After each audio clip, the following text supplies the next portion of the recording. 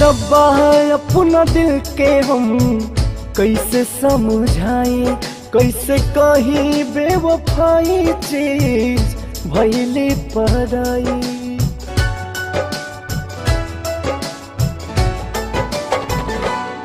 हाय रब्बा अपना दिल के हम कैसे समझाई, कैसे कही बेवफाई चीज भइली पराई। तू हमसे मिलन ना चाहेली, बात करल ना चाहेली, दिलवा बात बेकरार करे उनके से प्यार। हाय रब्बा अपना दिल के हम कैसे समझाई।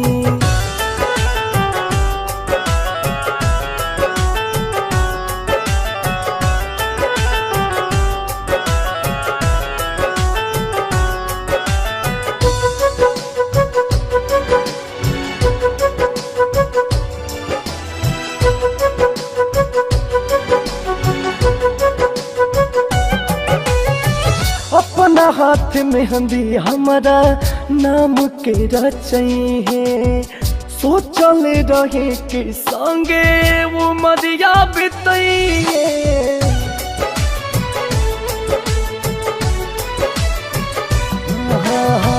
अपना हाथ मेहंदी हमारा नाम के रचई है, सोचल रहे कि संगे वो मरिया बितई है।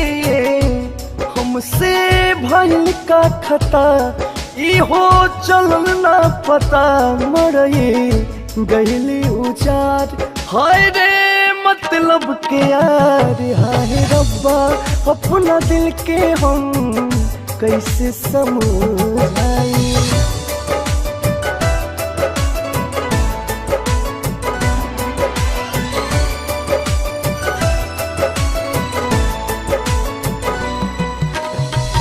काहे रूठ गईली दिलवा पूछला सवाल हो, का दी जवाब हंस के बात दिला टाल हो।